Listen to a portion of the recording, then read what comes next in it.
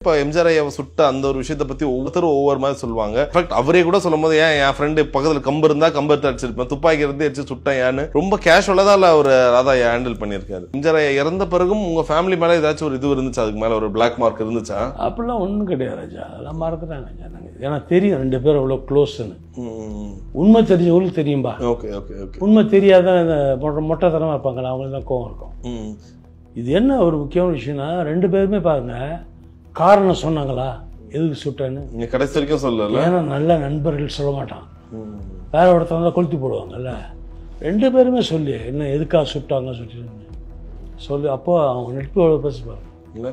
ஆனால் ஒரு இடத்துல நீங்கள் கூட சொல்லியிருந்தீங்க அந்த துப்பாக்கி வந்து என்எஸ்கே அவரை சுடுறதுக்கு வாங்கின துப்பாக்கி. ஆமாம் ஆமாம் ஆமாம், அது உண்மையானா? ஆமாம் ஆமாம். ஓகே, அது தெரியுமா அவருக்கு? என்எஸ்கேக்கு பிற்காலத்தில் தெரிய வந்துச்சு அது? தெரிஞ்சு. அவர் என்ன ரியாக்ட் பண்ணாரு? தெரிஞ்சு நேராக போயிட்டார் தாத்தா பார்க்க. அது எதுக்கு ஆக்சுவலாக இழந்த காதல்ல ஒரு நாடகம். அது வந்து நாடகத்துக்கு பின்னா இதான் ஜனங்கன்னா இது ஸ்டேஜ், நானா stage.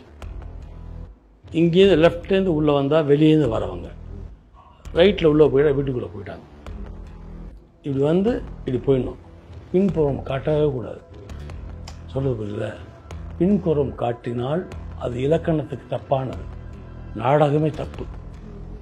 Grammar of the drama is wrong. Okay okay okay. இது கலைஞர் ஐயா சொல்லி தான் தெரியும் எனக்கு. இவர் வேணும்னு என்ன பண்ணார், ஜெகதீசன் அந்த நிறைய பேர் பண்ணாங்க.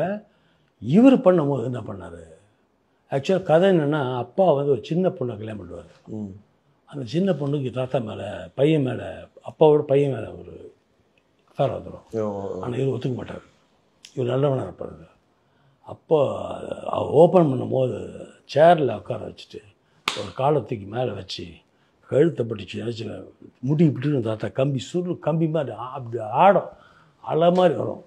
15 minutes யூ ஓன்ட் பிலீவ். சும்மா ஒரு செகண்ட் திரும்ப தப்பு, 15 நிமிஷம் கிராமரை உடைச்சி கிளாப்ஸ் வாங்கிட்டு போயிடுவார். அப்போ தான் கலைஞர் சொன்னார், ராதா அண்ணனின் ரோமமும் நடிக்கும்னார். இலக்கணத்தை மீறி மட்டும் இல்லாமல் அதை கிளாப்ஸாக மாற்றலான்னு எப்படி இது சும்மால அது மனப்படமா அவ்வளோ டைலாக்கையும் சொல்றதே எவ்வளோ பெரிய விஷயம் அந்த நேரத்துலலாம். ஜீனியஸ் அது. அவள் அந்த டைலாக்லாம் ரொம்ப மனப்படம். டே ஊதுரா ஓதுறான்னு எத்தனை பக்கம் டைலாக் ஓதுறான்னு மைண்டில் வாங்குவார். ஒரே வாட்டி தான் சொல்லுவான். அப்படியே சரிப்பா நான் பார்த்துக்கிறேன். சீக்வன்ஸ் தெரியும் அவருக்கு, டைலாக் தெரிஞ்சு போச்சா. அப்புறம் இவர் சொல்கிறதான் வாசனம். ஆனால் அந்த டைமில் இதை யாராச்சும் சில டைரக்டர்ஸ் இருந்தாங்களா, டைலாக் ரொம்ப மாற்றி பேசிடாதீங்க, விஷயம் கரெக்டாக சொல்கிறீங்க, இருந்தாலும் நாங்கள் சொன்னதை ரொம்ப அக்யூரேட்டாக சொல்லணும்? யார் சொல்கிறது? யாருமே இல்லை, சொல்லவே முடியாது. ஏன்னா நியாயமாக இருக்கும். ஓகே, சீனோட உண்டி கதையோட ஒன்றி அந்த காட்சியை ஒன்றி இருந்தால் எந்த டேரக்டரும் சொல்ல மாட்டான். நீ தப்பாக வெளியே அவுட் ஆஃப் ட்ராக் போனால் தப்பு. ட்ராக்கோடு தான் அடி, நெத்தி அடியில் அடிப்பார். ஒன்றும் செஞ்சு. ஓகே.